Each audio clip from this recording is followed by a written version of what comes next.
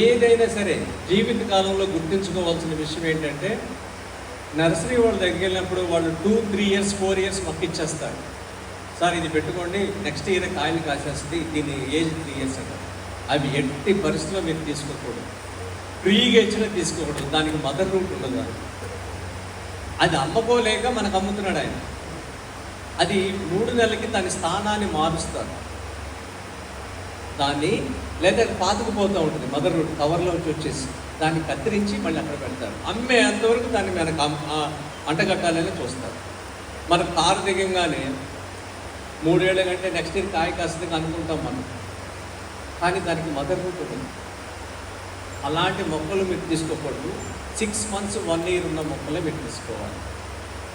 ఇది చాలా ఇంపార్టెంట్. లేకపోతే దానికి లైఫ్ స్పాన్ అనేది ఉండదు. ఇంకా ఈ మొక్కలు వివరాలు, నర్సరీకి సంబంధించిన మొక్కలు మీరేం చేస్తారంటే, వ్యక్తిగతంగా ఎవరు కూడా ఆర్డర్లు పెట్టమాకండి. ఇక్కడ ఉన్న వాళ్ళు తెలంగాణ నుంచి ఆంధ్రప్రదేశ్ నుంచి ఇద్దరు రేపొద్దున నిర్ణయం తీసుకుని రండి. మీకు మహారాష్ట్ర నుంచి వచ్చే మొక్కలైనా కర్ణాటక నుంచి వచ్చేదైనా ఒక జిల్లాకి ఒక వెహికల్ పెట్టుకోండి. చాలామంది ఎదురెత్తారు ఇప్పుడు బయలుదేరి చేస్తున్న వాళ్ళు. అలా పెట్టుకోవడం వల్ల ఏముందంటే మీకు ట్రాన్స్పోర్ట్ తగ్గుద్ది. మీకు కావాల్సిన 4-5 మొక్కలకి మహారాష్ట్రం తెచ్చుకోవాలంటే వ్యక్తిగతంగా ఎంత కష్టం అవుతుంది? అవుతుందా లేదా? మీకు ట్రాన్స్పోర్ట్ ఛార్జీలు ఎక్కువైపోతాయి, మీ ఛార్జీలు ఎక్కువైపోతాయి. ఇప్పుడు దీన్ని జిల్లాల వారీగా ఈ మొక్కలు నర్సరీలు తెప్పించుకుందామంటే, గురుగారు చెప్పారు లాస్ట్ టైం కాటోల్ దగ్గర ఎవరు ఉన్నారని. ఆ మొక్కలన్నీ మీరు మళ్ళీ అడ్రస్ చెప్తారు. పూర్వ జిల్లాల ప్రకారం తెలంగాణ ఆంధ్రప్రదేశ్లో ఎవరు ముందుకు వస్తారు ఒక్కొక్కళ్ళు? అంటే ఇప్పుడు దీంట్లో ఆదిలాబాద్ నుంచి వచ్చిన వాళ్ళు ఎవరు ఉన్నారా? మెదక్లో ఇద్దరు ఎవరైనా రండి. ఆ ఇద్దరు శివాకి నెంబర్ ఇవ్వండి. శివా నెంబర్ రాసుకున్నారు కదా. అలాగే నల్గొండ, రంగారెడ్డి, కరీంనగర్, నిజామాబాద్, పాలమూరు ఎవరైనా ఇద్దరు నెంబర్లు ఇస్తే మీరు అందరూ కలిసి మొక్కలు తెచ్చుకుంటారు. కానీ అలాగే ఈ ఫీల్డ్ విజిట్స్ కూడా చూడాలి అనుకుంటే మీరు అట్లా వస్తే బాగుంటుంది. ఆంధ్రప్రదేశ్ నుంచి కూడా జిల్లాకి 2 శివాకి నెంబర్లు ఇవ్వండి. మీరు ఇనిషియేట్ తీసుకోండి. మనం ఇది ఒక ఉద్యమ స్థాయిలో చేయాలి. 2 అక్టోబర్ 3వ తారీఖున కాకినాడ ప్రోగ్రామ్కి డేట్స్ ఇచ్చారు గురుగారు.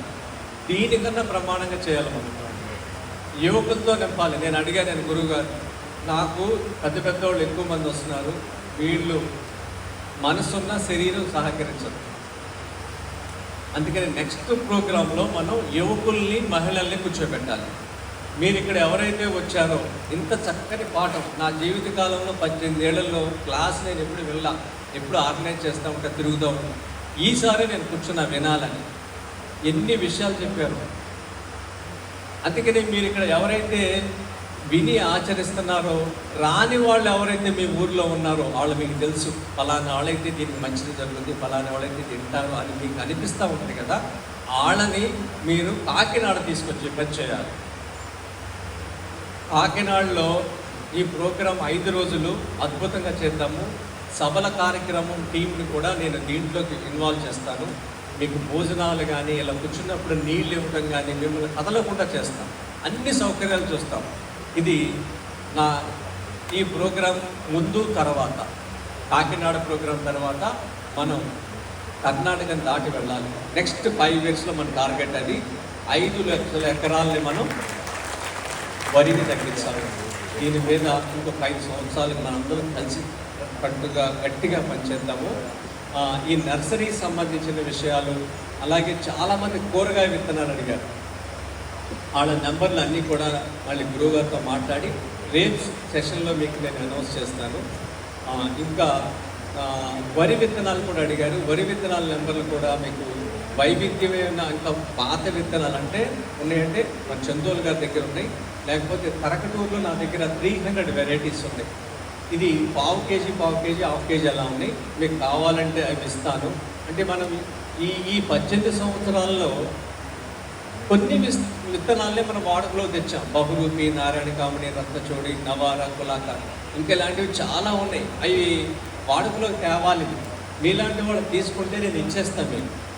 ఒక్కొక్క ఊరికి ఒక విత్తనం వెళ్ళిందనుకోండి, ఇవి ఇన్ని సంవత్సరాలు చేస్తున్నాం, అవి ఇంకా ఆధారంలోకి రావాలి. ఒక్కొక్క దాంట్లో ఒక గుణం ఉంది. ఈ విత్తనాలన్నీ కూడా మీ చేతికి ఏది వచ్చిందో అది మీకు చాలు అనుకుంటారు, అంత టేస్ట్గా ఉంటుంది. ఇంకో దానికి వెళ్ళబుద్ధి కాదు. ప్రతి విత్తనం అంత రుచిగా మాధుర్యంగా ఉంటుంది. అందుకని ఇంకా తెలియనివి, మన తినవి, మన చూడనివి, మన వండుకొనివి చాలా ఉన్నాయి. 300 వెరైటీస్ పైన ఉన్నాయి. వీటిలో కూడా మీరు అందరూ కూడా ఒక్కొక్క విత్తనాన్ని దత్తత తీసుకోండి. నేను ఇచ్చే విత్తనం ఒక 1/2 ఎకరానికి వస్తుంది. ఆ 1/2 ఎకరం మీరు చేసుకుని దాని హిస్టరీ రాయాలి. దాని నాట్లు పెట్టినప్పుడు 18 రోజుల్లో పెట్టాలి. 18 రోజులకే నాట్లు పెట్టాలి. అలాగే డిస్టెన్స్ 1.5 feet పెట్టాలి. 2 మొక్కలే నాటాలి. అంత దూరం పెట్టినప్పుడు ఊరోళ్ళందరూ నవ్వుకుంటారు మనం చూసి. కానీ నెల 15 రోజుల తర్వాత చూస్తే వాళ్ళందరూ మౌనంగా అయిపోతారు. ఇలా మీరు దాన్ని 35 రోజులకి కట్ చేయాలి. కొంత కట్ చేయండి, కొంత కట్ చేయదు. కట్ చేసిన దానికి పిలకలు ఎక్కువ వచ్చినాయా, కట్ చేయని దానికి వస్తున్నప్పుడు రోడ్స్ రాయాలి. ఏది బాగా దుబ్బు చేసిందో దానికి ఎర్ర రెప్పని కట్టి మీరు మాన్యువల్గా దాన్ని తుంచాలి. వచ్చే సంవత్సరం దాన్ని మళ్ళీ విత్తనంగా ఇవ్వాలి. ఇన్ని జాగ్రత్తలు మీరు తీసుకుంటారంటే ఎంతమంది కావాలంటే అన్ని 300 రకాలు నేను విత్తనాలు ఇస్తాను, రెడీగా ఉంది. నేను 17వ తారీఖు నుంచి 17, 18, 19, 20 నేను కరకటూరులో ఉంటాను. మీరు అక్కడికి రాలేకపోయినా సేవ్ ఆఫీస్కి ఆ విత్తనాలు వస్తుంది. సేవ్ ఆఫీస్లో ఆ విత్తనాలు తీసుకోండి. ఒక్కొక్క విత్తనాన్ని మీరు అడాప్ట్ చేసుకోండి. లేకపోతే అవి అలాగే కనుమరు. ఎన్ని సంవత్సరాల నుంచి అదే విత్తనం నేను వేస్తున్నాను. ప్రతి సంవత్సరం 300 విత్తనాలు వేస్తున్నాను. 300 రకాలు, 360 రకాలు వేస్తాను. మీరు ఒకటి తీసుకోండి ఏదో. అలా ఎంతమంది తీసుకుంటారు ఇక్కడ ఉన్న వాళ్ళలో? సంతోషం అండి. దీనికి 1/2 ఎకరం చాలు. 1/2 ఎకరం, 1/2 ఎకరం. సేవ్ ఆఫీస్ నెంబర్ ఇస్తున్నాను. 630 విత్తనం అందుబాటులో పెట్టేస్తాను. ఇవి ఇంకా ఈ కులాకారు గురించి, మాపిళ్ళే సాంబార్ గురించి మీరు ఎవరైనా వేస్తారంటే కులాకారు విత్తనం చందోల దగ్గర ఉంది. అలాగే మాపిళ్ళే సాంబార్ ఇది కూడా మీరు నీరు ఉంటే మాత్రం దీన్ని వేయండి. ఇది 7 నెలల పంట, 7 అడుగులు ఎత్తు వస్తుంది. రెండో పంట ఖరీఫ్ వేస్తే ఆ రబీకి వెళ్ళిపోతుంది. కానీ ఇది మీరు పండించాలి. చాలామంది సంతానలేమితో బాధపడుతున్నారు. వీర్య కణాలు లేని వాళ్ళు చాలామంది ఉన్నారు. 100కి 18 మంది ఉన్నారు పెళ్ళయి సంతానం లేకుండా. ఇది చాలా బాధ కలిగిస్తుంది. మరి మన ధర్మాన్ని నిలబెట్టుకుంటాకి ఈ పంటను మీరు ఇంకెత్తు వస్తుంది. దాన్ని మీరు కొంత భాగం 1/2 ఎకరాన్ని వేసుకోండి. 5 కేజీలు తింటే చాలు. సంతానం లేని వాళ్ళకి, అబ్బాయిల లోపల ఉన్న వాళ్ళు 5 కేజీలు తినేలోపు అమ్మాయిని కన్సీవ్ చేసేస్తారు. అంత శక్తి దాంట్లో. నేచర్లో ఇది ఒక అద్భుతమైన సృష్టి.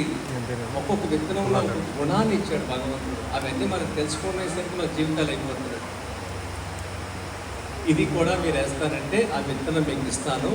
ఇది యాక్చువల్గా ఈ రోహిణిలో నార్లు పోసుకోవాలి. కొన్ని అయిపోయినప్పుడు పోసుకున్నా మీకు ఏమవుతుందంటే జనవరి మంత్ ఎండింగ్కి లేదా ఫిబ్రవరి 1st వీక్లో వస్తుంది. లేట్ అయిపోతుంది. పక్షులు ఆ టైంలో మనకి పంటలు ఉండవు. ఇది కోసేసరికి పక్షులు ఆ ఊర్లో పంటలన్నీ 5 నెలల పంటలే కదా. ఊరంతా 5 నెలల పంటలే కదా. ఇది 7 నెలల పంట. అందుకని ఊర్లో పక్షులన్నీ అక్కడికి వచ్చేస్తాయి. మీరు తోలినా వెళ్ళం, అక్కడే పిచ్చిగూళ్ళు కట్టుకుంటారు. అలా పోగా మీకు వస్తే 5 నుంచి 6 సంచులు వస్తాయి. గుడ్లు ఒక ఎకరంలో. ఎక్కువ అంటే 7 సంచులు వస్తాయి. కానీ అది చేయడం మాత్రం మానమాకండి. మీ అమ్మమ్మ పేరులో, తాతగారి పేరులో మీ ఊర్లో దాన్ని మన ధర్మాన్ని నిలబెడతాకి అమ్మండి. మీరు ఊరికే ఒకటి అమ్మండి, తప్పేం లేదు. ఇది కర్ణాటకలో, తమిళనాడులో 200 నుంచి 400-500 అమ్ముకుంటారు కేజీ.